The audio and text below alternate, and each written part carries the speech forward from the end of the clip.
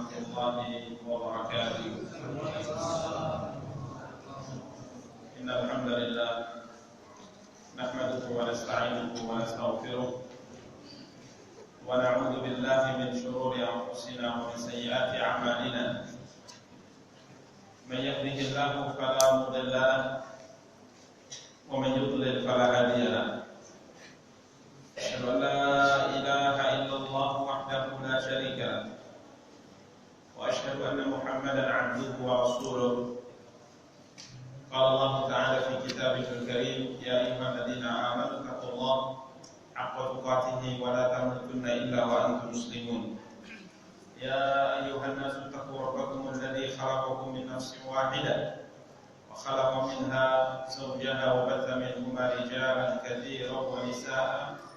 واتقوا الله الذي تساءلون به والأرحام إن الله كان عليكم رقيبا. يا أيها الذين آمنوا اتقوا الله وقولوا قولا سديدا يصلح لكم أعمالكم ويغفر لكم ذنوبكم ومن يطع الله ورسوله فقد فاز فوزا عظيما. أما بعد. إخواني وأخواتي المسلمين والمسلمات rahimani wa rahimakumullah jami'an. Alhamdulillah, kembali kita ucapkan puji dan syukur kita kepada Allah. Salawat serta salam semoga dilimpahkan oleh Allah Taala untuk junjungan dan panutan kita Nabi Allah yang mulia Muhammad sallallahu alaihi wasallam. Ikhwani wa akhwati kaum muslimin wa muslimat rahimani wa rahimakumullah jami'an. Pada kesempatan yang berbahagia kali ini insyaallah kita akan kembali melanjutkan pembahasan kita, mencoba untuk membaca dan menjelaskan kitab Al-Ushul Ats-Tsalatsah, 3 landasan utama yang pada pertemuan yang lalu alhamdulillah kita telah menyelesaikan tentang ibadah yang sangat agung, yaitu al-istighatsah, meminta pertolongan kepada Allah Taala, dan kita juga telah masuk pada awal pembahasan tentang al-dzabh, menyembelih. Yang menyembelih, al-dzabh, menyembelih, di mana kita telah jelaskan pada pertemuan yang lalu awal dari pembahasan tentang masalah menyembelih ini. Yang pertama, kita tetapkan melalui apa yang difirmankan oleh Allah Taala dalam surat Al-An'am ayat 162 dan 163. Allah Taala berfirman menjelaskan tentang beberapa bentuk yang ini termasuk di antara hal yang dinyatakan ibadah oleh Allah. Allah Taala menyatakan, A'udzu billahi minasyaitonir rajim. Bismillahirrahmanirrahim. Qul inna salati wa nusuki wa mahyaya wa mamati lillahi rabbil alamin la syarika lah. Allah Taala mengatakan, katakan ya Muhammad, inna salati, sesungguhnya salat, wa nusuki, dan sembelihan, wa mahyaya, dan hidup, wa mamati, dan matiku, lillahi rabbil alamin, semua itu hanya untuk Allah Rabb semesta alam. La syarika lahu, tidak ada sekutu baginya dalam hal itu. Ikhwani kaum muslimin wa akhwati kaum muslimat yang dimuliakan oleh Allah, pada pertemuan yang lalu kita telah jelaskan bahwa makna dari lillahi rabbil alamin hanya milik Allah Rabb semesta alam. Ada 4 hal yang disebutkan oleh Allah. Pertama salat, yang kedua sembelihan, yang ketiga hidup, dan yang keempat mati. Allah mengatakan, katakan ya Muhammad, sesungguhnya salatku, salat yang kita lakukan, sembelihan yang kita lakukan, hidup yang kita dapat dari Allah ini, dan kematian yang kita juga akan mengalaminya. Allah mengatakan lillah, semuanya milik Allah. Apa yang dimaksud dengan lillah, milik Allah? Maka kemarin telah kita jelaskan bahwasanya dalam bahasa Arab huruf lam, lillah, ini bisa bermakna 2 makna. Lillah artinya bisa berarti untuk Allah dan bisa berarti milik Allah. Ya, bisa bermakna lillah, untuk Allah, dan bisa bermakna milik Allah. Jadi bisa bermakna bisa bermakna al-milk atau al-mulk. Jadi bisa kita terjemahkan seperti ini. Katakan ya Muhammad, semuanya salatku, sembelihanku, hidupku dan matiku, bisa kita terjemahkan milik Allah Tabaraka wa Ta'ala, bisa kita terjemahkan untuk Allah Tabaraka wa Ta'ala. Dan tatkala kita perhatikan 4 perkara ini, maka makna keduanya itu benar. Karena sholat yang kita lakukan dan sembelihan yang kita lakukan ini memang tatkala kita melakukannya hanya untuk Allah semata. Niatnya hanya untuk Allah. Kita tidak boleh sholat bukan karena Allah. Kita tidak boleh menyembelih bukan karena Allah. Kita sholat hanya karena Allah dan menyembelih juga hanya karena Allah. Kemudian adapun hidup dan mati ini milik Allah. Maka untuk hidup dan mati para ulama ahli tafsir maknakan lillah, maksudnya hidup kita dan mati kita ini milik Allah Tabaraka wa Ta'ala. Intinya bahwa ayat ini menjelaskan kepada kita bahwa sembelihan kita sebagai seorang hamba itu milik Allah, untuk Allah Rabb semesta alam. Dalam artian tidak boleh berarti kita menyembelih untuk selain Allah. Tidak boleh kita menyembelih untuk selain Allah. Maka dalam hadis yang telah kita bacakan pada pertemuan yang lalu, Nabi SAW bersabda dalam hadis yang sahih diriwayatkan oleh Imam Muslim, berkata Rasulullah, la'anallah man dzabaha li ghairillah. Laknat Allah bagi siapapun yang dalam menyembelih dia menyembelih untuk selain Allah. Dilaknat. Apa arti dilaknat? Maknanya adalah diusir dan dijauhkan dari rahmat Allah Tabaraka wa Ta'ala. Jadi kalau dikatakan bahwasanya orang yang menyembelih untuk selain Allah dilaknat, berarti orang yang menyembelih untuk selain Allah diusir dan dijauhkan dari rahmat Allah. Seperti iblis misalnya, dilaknat oleh Allah berarti dia tidak mendapat rahmat Allah, tidak mendapat kasih sayang Allah. Ini ikhwani kaum muslimin wa akhwati kaum muslimat yang dimuliakan oleh Allah. Jadi dengan dua dalil ini dalam surat Al-An'am ayat 162 dan 163 dan juga dari sabda Rasulullah SAW, di mana jelas bahwa sembelihan ini termasuk ibadah. Sembelihan termasuk ibadah. Kenapa? Karena Allah mengatakan sembelihanku hanya untuk Allah, tidak ada sekutu baginya. Dan Nabi SAW katakan yang menyembelih untuk selain Allah dilaknat. Berarti yang menyembelih untuk Allah itu dicintai. Jadi menyembelih ini ibadah. Dan kita kemarin telah jelaskan bentuk penyembelihan yang pertama, yaitu tatkala seorang menyembelih untuk mengagungkan orang yang disembelihkan untuknya, menghinakan diri kita kepada orang yang kita sembelihkan untuknya, merendahkan diri kita untuk orang yang kita sembelihkan untuknya. Kita menyembelih untuk mendekatkan diri kita kepadanya. Sembelihan seperti ini termasuk ibadah yang tidak boleh dilakukan kecuali hanya kepada Allah Tabaraka wa Ta'ala. Contoh, mari kita contohkan seorang tatkala ingin membangun satu rumah. Kemudian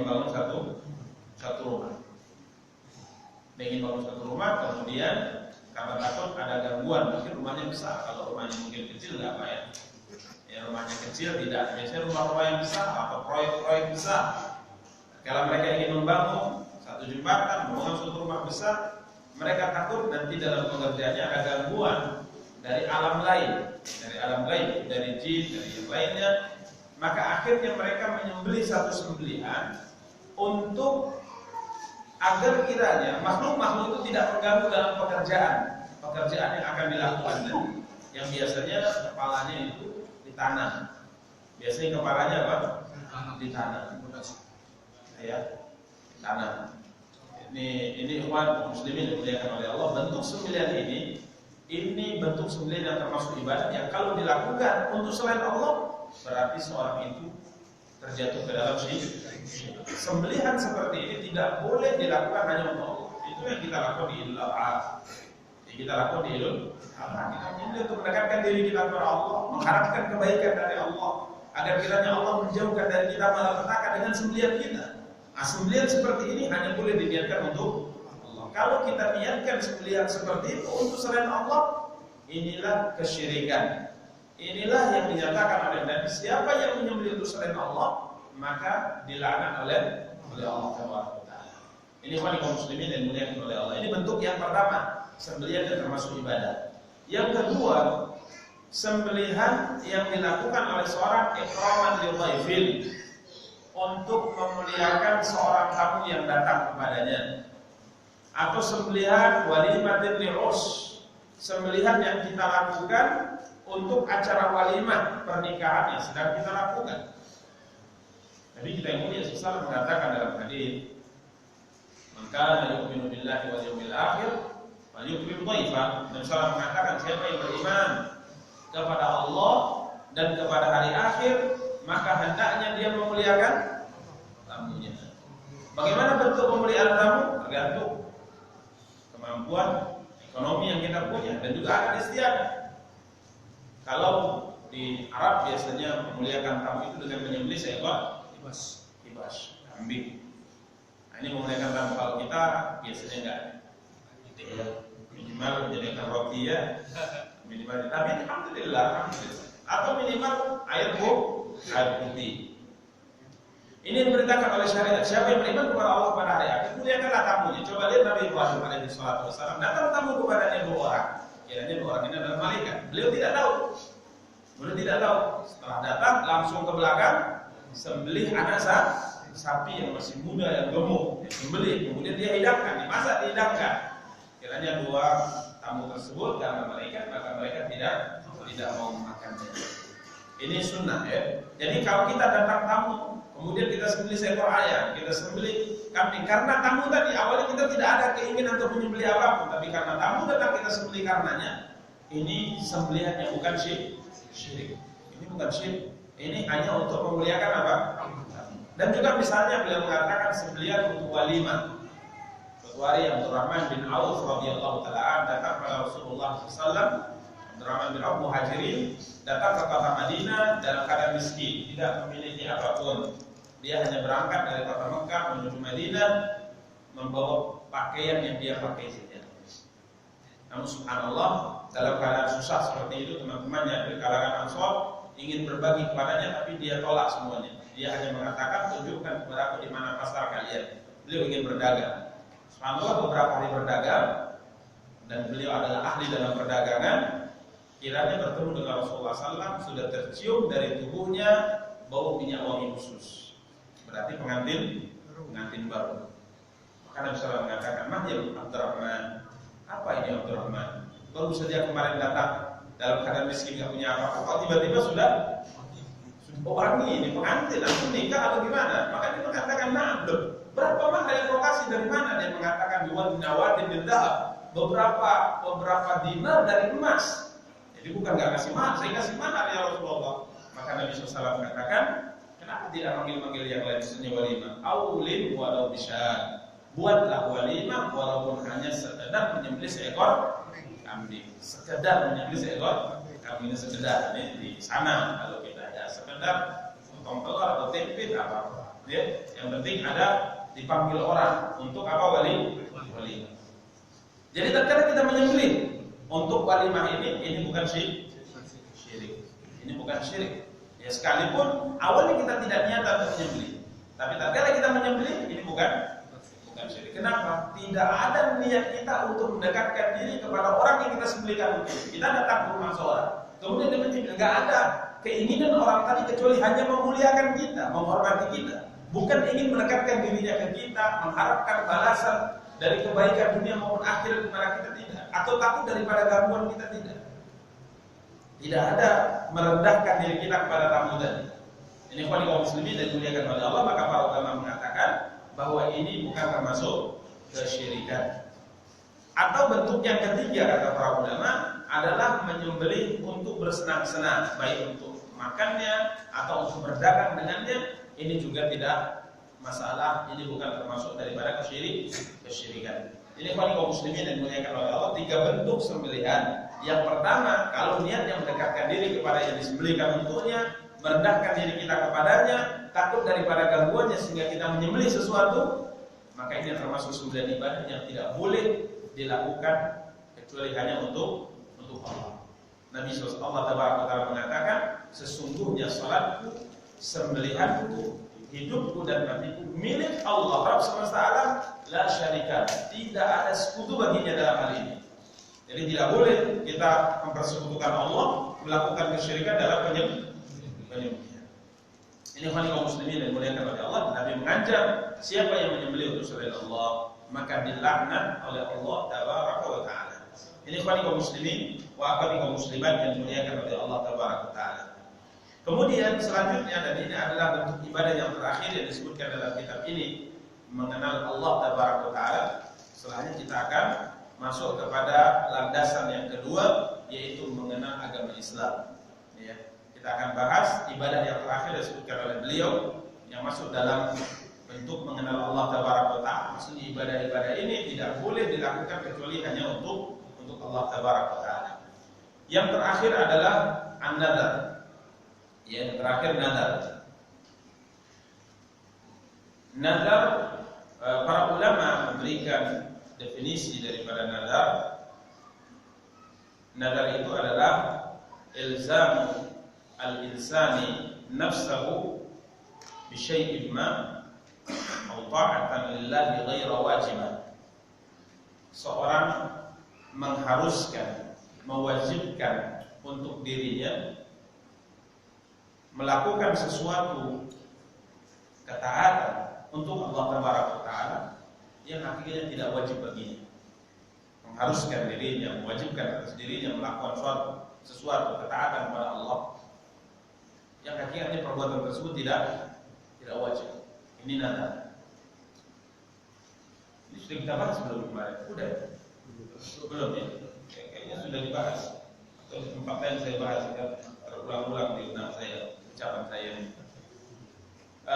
Jadi nadar itu mewajibkan sesuatu pada diri kita, sesuatu untuk Allah taala yang hukumnya tidak wajib. Tapi kalau hukumnya wajib, ini nggak nadar. Ini perkataan sia-sia. Contoh, saya bernadar 2 bulan ini saya akan sholat 5 waktu. Ini nadar nggak ya? Sia-sia. Mau dinazarkan atau tak nadar ya harus sholat. Saya bernadar, saya tidak akan membuka aurat saya. Ini bukan nadar. Yang nadar itu adalah mewajibkan sesuatu yang hukumnya tidak wajib. Contohnya, saya bernadar puasa sunnah, puasa Senin Kamis selama saya hidup. Nadar, ini wajib ditunaikan. Ini baru yang namanya apa? Nadar. Jadi mewajibkan atas diri kita sesuatu untuk Allah yang pada dasarnya sesuatu itu tidak wajib. Itu yang disebut dengan nadar. Yang biasanya itu dengan ucapan, ikrar. Kalau hanya di hati itu belum. Kalau hanya niatan di hati belum terucap, itu belum nadar. Tapi kalau sudah terucap, itu disebut nadar. Ini kaum muslimin dan muliakan oleh Allah tabaraka wa taala. Jadi ini nadar, dan nadar ini ibadah. Tidak boleh kita bernadar untuk selain Allah. Tidak boleh kita bernadar untuk selain Allah. Kenapa kita katakan ibadah? Karena Allah tabaraka wa taala berfirman di dalam surat Al-Insan ayat 7, Allah mengatakan yufuna bin nadri wa yakhafuna yawman kana syarruhu mustatira. Mereka adalah orang-orang yang dipuji oleh Allah. Siapa mereka? Mereka adalah orang-orang yang menunaikan nadar mereka, wa yakhafun, dan takut yauman, satu hari, kana syarruhu mustatira, yang keburukannya itu menyebar di mana-mana. Semua orang merasakan keburukannya. Semua orang merasakan susahnya terkait dengan hari akhirat, kecuali orang-orang yang dirahmati oleh Allah tabaraka taala. Jadi di sini Allah memuji orang-orang yang menunaikan nadar. Perlu diingat ikhwan kaum muslimin dan dimuliakan oleh Allah, dalam Al-Qur'an maupun hadis Rasulullah SAW tidak pernah kita dapat di dalam Al-Qur'an dan tidak pernah kita dapat di dalam hadis Allah memuji orang yang bernadar. Tapi yang dipuji adalah orang yang menunaikan nadar. Allah tidak pernah memuji orang yang bernadar, tapi yang Allah puji adalah orang yang menunaikan nadar. Ada apa ini? Maka para ulama rahimahullah taala menjelaskan, kenapa Allah tidak memuji orang yang bernadar? Karena nadar ini ada 3 bentuknya. Nadar ini ada 3 bentuknya. Di mana nadar yang mustahab, yang dianjurkan dan dicintai oleh Allah, ikrar nadar yang dicintai oleh Allah hanya yang pertama. Yang kedua dan yang ketiga, yang kedua makruh hukumnya, yang ketiga malah haram hukumnya. Makanya Allah Taala tidak pernah memuji orang yang bernadar. Karena kalau dipuji oleh Allah secara mutlak orang yang bernadar, ini berarti masuk nadar yang hukumnya makruh dan masuk yang nadar hukumnya haram. Makanya Allah tidak pernah memuji orang yang bernadar. Tapi yang Allah puji adalah orang yang menunaikan nadarnya. Yaitu nadar yang pertama dia tunaikan, nadar yang kedua dia tunaikan, ini dipuji oleh Allah. Sedangkan nadar yang ketiga haram hukumnya menunaikannya. Tapi yang pertama, nadar yang dicintai oleh Allah adalah nadar mutlak. Nadar mutlak adalah nadar yang diucapkan oleh seorang, diikrarkan oleh seorang, dan nadar tersebut tidak dikaitkan dengan sesuatu apapun. Tidak dikaitkan dengan sesuatu apapun. Jadi contoh misalnya seorang tidak ada sesuatu, tidak dikaitkan dengan apapun, dia berkata, saya bernadar tahun ini saya akan sholat malam per malamnya 3 jam. Misalnya nadar ini bagus, seperti ini bagus, ini nadar mustahab, ini dianjur. Atau dia mengatakan selama 1 tahun ini saya bernadar setiap bulan saya akan berikan makan kepada fakir miskin jumlahnya sekian. Ini bagus nadar seperti ini. Ini mustahab. Dan hukum menunaikan, kalau nadar seperti ini yang sudah diikrarkan, hukumnya wajib menunaikan. Bernadar seperti ini sunnah, dianjurkan, dicintai oleh Allah, menunaikan yang hukumnya apa? Wajib, harus ditunaikan. Tidak boleh tidak ditunaikan, harus wajib ditunaikan. Tidak boleh tidak. Ya, karena kita mewajibkan terhadap diri kita sesuatu yang tidak wajib, maka akhirnya Allah wajibkan. Makanya kita hendaknya memperhatikan, kalau dia tidak wajib, nggak usah diwajibkan atas diri kita. Karena Allah tahu bahwasanya yang tidak diwajibkan itu memang ya nggak mampu, kalaupun diwajibkan kan gitu. Sholat 5 waktu kenapa diwajibkan? Karena mampu kita lakukan. Sholat malam kenapa tidak diwajibkan? Karena kalau diwajibkan banyak yang tak. Itulah Nabi SAW sempat marah kepada seorang sahabat yang tatkala Nabi kala itu menyampaikan pada para sahabat untuk melaksanakan ibadah haji. Nabi SAW mengatakan, "Wahai sekalian manusia, laksanakan oleh kalian ibadah haji." Maka seorang berdiri, kemudian dia mengatakan, "Ya Rasulullah, aqul du'am, ya Rasulullah, apakah kewajiban ibadah haji itu setiap tahun wajib haji?" Maka Nabi diam. Tanya lagi sahabat ini, Nabi diam. Nampak dari raut wajahnya Nabi tidak suka dengan pertanyaan seperti ini. Sampai ketiga kali ditanya, maka Nabi SAW katakan, "Lau qultu na'am la wajib." Kalau seandainya aku mengatakan ya setiap tahun, maka hukum haji setiap tahun bagi setiap kalian hukumnya apa? Wajib. Walam istata'tum, dan kalian tidak akan pernah mampu melakukannya. Kalau setiap tahun wajib umat Islam melaksanakan ibadah haji, nggak mampu. Jangankan terkait dengan ketidakmampuan kita, nampung di sana juga akan mampu. Iyalah kalau zaman Nabi SAW paling berapa ratus ribu umat Islam kali itu. Kalau sekarang kalau semuanya tiap tahun melakukan haji, Anda akan cukupkan. Maka Allah Tabaraka wa Ta'ala tatkala mewajibkan, Allah melihat kemampuan kita. Makanya tidak ada syariat yang berubah sampai akhir zaman. Karena Rabb kita tatkala menentukan syariat, Allah tahu apa yang akan terjadi ke depan. Maka tidak ada ungkapan seperti ini. Ini enggak relevan lagi nih syariat ini zaman kita. Ini tinggalkan. Oh ini enggak cocok, tinggalkan. Sudah enggak zamannya. Dulu zaman unta ya, zaman batu. Sekarang zaman apa? Zaman besi gitu ya. Tahu lagi kita itulah. Ya. Zaman 3G gitu ya sekarang. Jadi intinya bukan kaum muslimin yang dimuliakan oleh Allah Taala.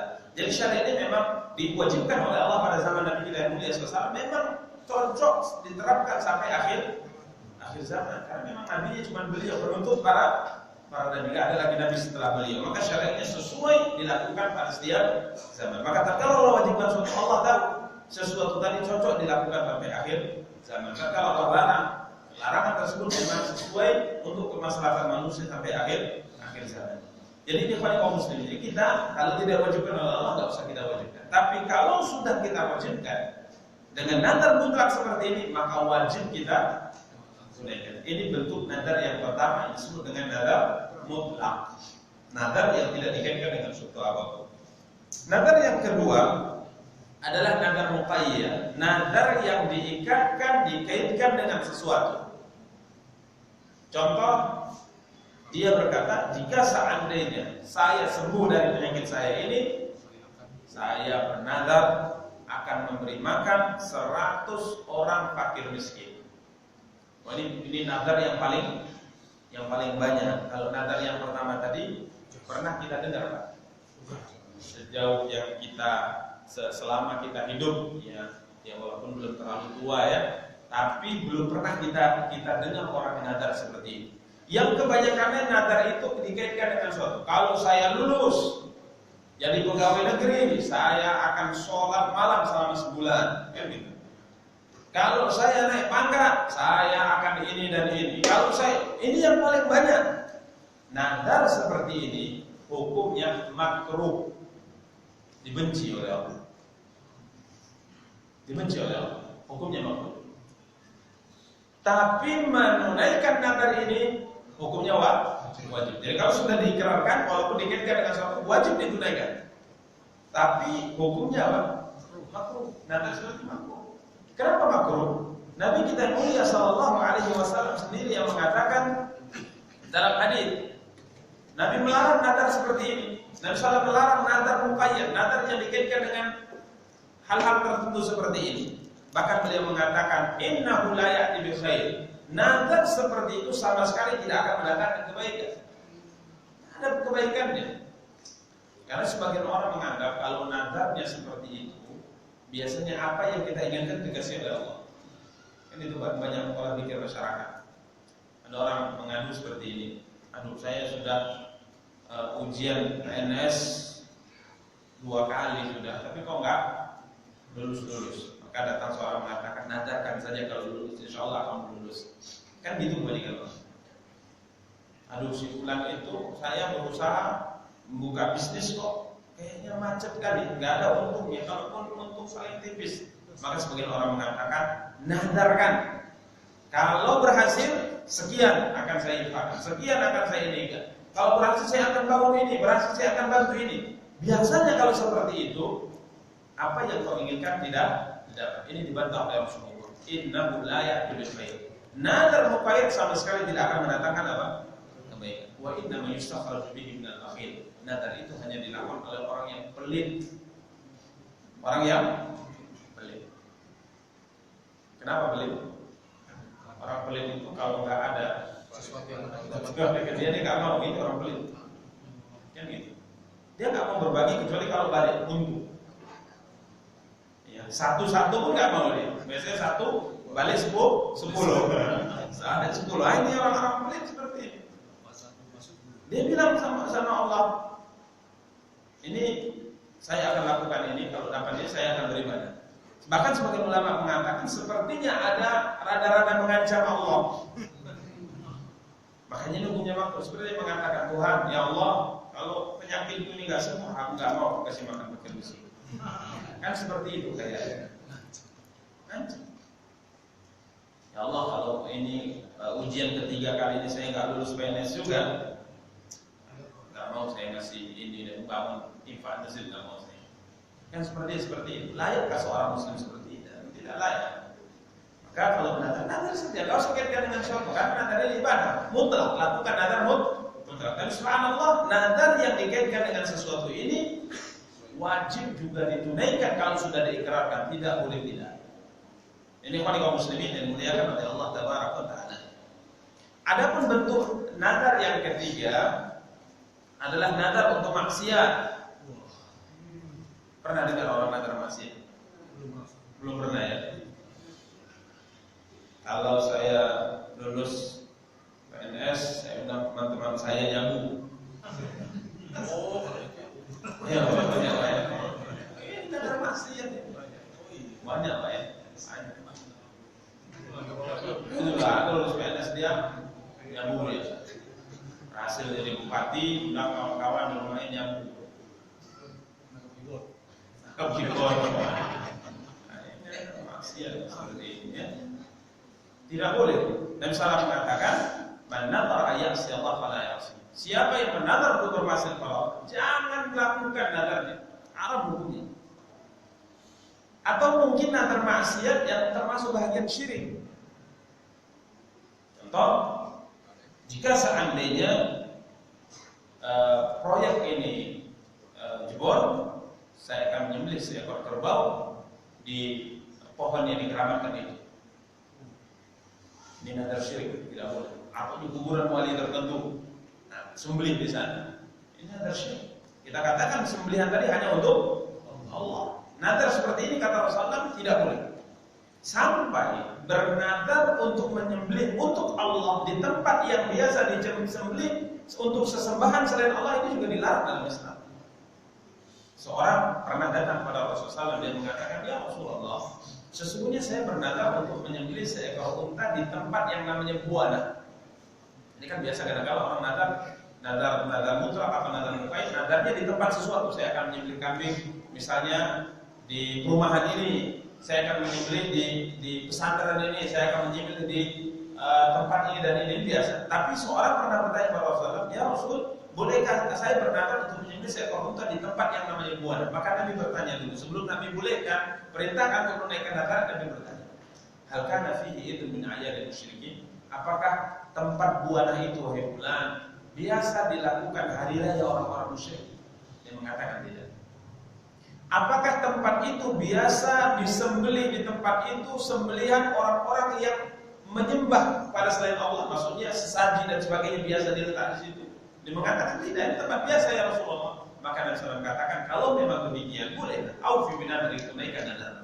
Berarti kalau tempat itu biasa disembelih untuk selain Allah, itu tidak boleh kita nyembelih di sana. Contoh mungkin di pantai selatan, ya, orang selalu nyembelih pada waktu tertentu, nyembelih kerbau dan menghanyutkan kepalanya. Di situ kita tidak boleh bernadar untuk menyembelih di situ, karena di situ biasanya disembelih untuk selain Allah. Walaupun kita menyembelih untuk Allah. Ini kaum muslimin yang dimuliakan oleh Allah Taala. Jadi nadar yang ketiga ini nadar maksiat, dan kalau sudah dinadarkan diikrarkan, hukumnya haram untuk menunaikannya. Ini haram untuk menunaikannya. Baik, nadar mutlak wajib menunaikan. Nadar muqayyad wajib juga untuk menunaikan. Nadar haram menunaikannya. Tapi ketiga-tiganya kalau tidak ditunaikan harus bayar kafarat. Baik nadar mutlak, nadar muqayyad maupun nadar haram yang tidak boleh ditunaikan dan pasti dia tidak tunaikan secara hukum, tapi tetap harus bayar kafaratnya. Apa kafaratnya? Kafaratnya sama seperti kafarat kita melanggar sumpah. Kita kadang-kadang bersumpah sama istri kita, kalau demi Allah nih, apa nggak akan pakai baju itu lagi? Nah, rupanya nggak ada baju satu itu, suatu hari pakai juga, bayar kafarat, kan gitu. Marah kali pada istri kita, demi Allah saya tidak akan melihat ini lagi, saya tidak akan makan ini lagi. Ini melanggar sumpah kita, bayar kafarat. Ini yang dijelaskan oleh para ulama. Nadar mutlak kalau diselisih bayar kafarat, nadar muqayyad bayar kafarat, nadar haram yang tidak boleh dilakukan juga harus bayar kafarat. Kafaratnya sama seperti kafarat sumpah. Ini kaum muslimin yang dimuliakan oleh Allah Taala.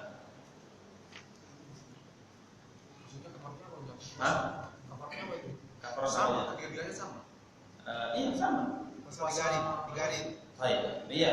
Allah Taala berfirman dalam surah Al-Maidah, "La yu'akhidukumullahu billaghwi fi aymanikum walakin yu'akhidukum bima 'aqadtumul ayman, fakaffaratuhu it'amu 'asharati masakin min awsati ma tu'imuna 'alaykum aw kiswatuhum." Ini silakan pilih salah satu di antara tiga kafarat dalam menjadi sumpah atau nadar yang dipilihkan oleh Allah. Yang pertama, fakaffaratuhu it'amu 'asharati masakin min awsati ma tu'imuna 'alaykum. Kafaratnya adalah kalian memberi makan kepada 10 fakir miskin dari makanan yang biasa kalian makan. Apa yang kalian makan itu beri mereka.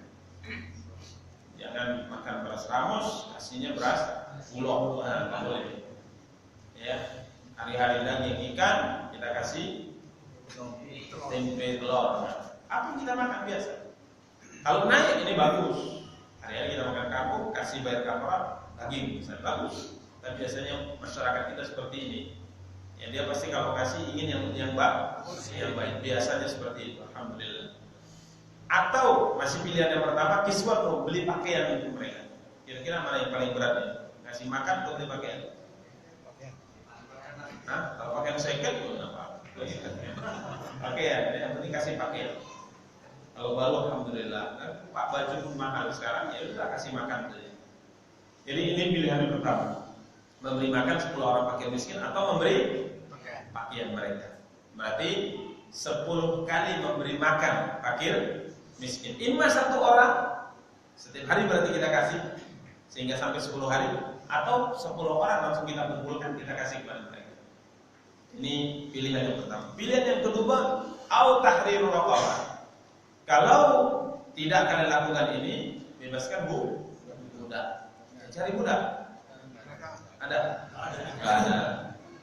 Ada sebagian mengatakan tuh TKW, TKI itu budak. Bukan, itu bukan budak. Sebagian mengatakan cuma orang Arab itu nggak budak. Enggak, salah saja. Enggak. Ya, mereka bukan budak. Budak itu hanya yang tertawan di jihad syar'i. Jadi kalau ada jihad yang dibenarkan oleh syariat, yang sesuai dengan syarat dan kaidah yang telah dijelaskan dalam fikih, maka tawanan dari musuh kita itu di statusnya dianggap mudah. Ya, statusnya dianggap mudah. Dan subhanallah, musuh Islam menyerang kaum muslimin, salah satu di antaranya dari perbudakan yang masih diperlakukan dalam Islam. Cuma mereka tidak tahu bagaimana hakikat perbudakan dalam Islam. Kalau mereka tidak tahu, maklum kita, banyak kaum muslimin juga mengaminkan apa yang mereka tuduhkan terhadap syariatnya, karena dia juga tidak tahu sebenarnya bagaimana keindahan dunia perbudakan di dalam Islam. Kalau kita baca sejarah perbudakan dalam Islam, subhanallah, luar biasa. Sampai ada di antara mereka yang tatkala mau diantarkan ke tempat kampung halamannya bersama dengan kaumnya, dia mau jadi budak. Ada yang kedua. Dan itu nyata. Salah satu di antaranya adalah istri Rasulullah SAW dari keturunan Yahudi. Siapa namanya? Sofia ya. Iya, Sofia ya. Sofia bin Huyai bin Akhtab. Nabi sallallahu menyerang Khaybar. Kemudian mereka kalah. Maka semua dijadikan salah satu di antara budak wanita yang ditawan oleh kaum muslimin karena itu adalah Sofia bin Huyai bin Akhtab. Maka seorang sahabat datang kepada Rasulullah. Ya Rasulullah, saya minta budak. Maka Nabi katakan pilih. Pilihnya yang paling cantik. Sofia binti Huyai bin Akhtab. Sahabat yang lain bilang, oh nggak layak. Ini anak pimpinan, bukan. Ini anak, kalau kita mungkin anak bupatinya gitu, anak presidennya, anak rajanya. Masa anak rajanya untuk beliau? Enggak, ini layak bagi Rasulullah, diambilkan. Akhirnya Nabi bilang, memang karena orang mulia itu memang sejajar dengan orang mulia, kan gitu. Ya kan? Presiden Jokowi kedatangan Raja Salman, kita nggak diundang, karena nggak cocok juga kita duduk di situ, kan? Nah, kalau kita cocok ya pasti diundang kita, kan gitu. Memang seperti itu, di dunia memang seperti itu. Biasanya yang duduk di samping itu yang sejajar dengan dia, itu biasanya. Tapi ada juga luar biasa memang ya. Jadi akhirnya Nabi SAW suruh dia cari yang lain. Kemudian Nabi tawarkan kepadanya, kalau engkau mau, maka saya akan antarkan engkau ke orang-orang Yahudi yang ada di dalamnya. Itu termasuk keluarga. Dia mengatakan tidak, saya mau di sini. Maka karena pilihan dia seperti itu, akhirnya Nabi SAW memerdekakannya dan Nabi SAW menikahi. Ini kemuliaan yang diberikan Nabi kepada dia. Karena dia milih Madinah, milih bersama dengan kaum muslimin, sekalipun statusnya apa? Budak. Ini luar biasa berarti. Maka Nabi merdekakan dan Nabi nikahi. Radhiyallahu ta'ala. Sehingga beliau masuk dalam daftar ummahatul mukminin, ibu-ibu kita, orang-orang yang beriman, radhiyallahu anha wa radha. Dan banyak cerita yang seperti ini. Nggak mau mereka kembali. Bahkan ada ungkapan di antara mereka, bagus saya berstatus budak di negeri Islam daripada merdeka di negeri kafir. Abdurrahman bin Auf keluar, saudagar kaya dari kalangan sahabat, keluar bersama dengan 60 budaknya, laki-laki. Dia punya budak banyak, 60. Sahabat dan orang-orang melihat, ini orang kaya, saudagar kaya. Baju yang dipakai oleh Abdurrahman nggak ada bedanya dengan baju yang dipakai oleh semua budaknya. Sehingga kami melihat mana budak, mana majikan nggak bisa dibedakan. Kalau bukan kenal wajah.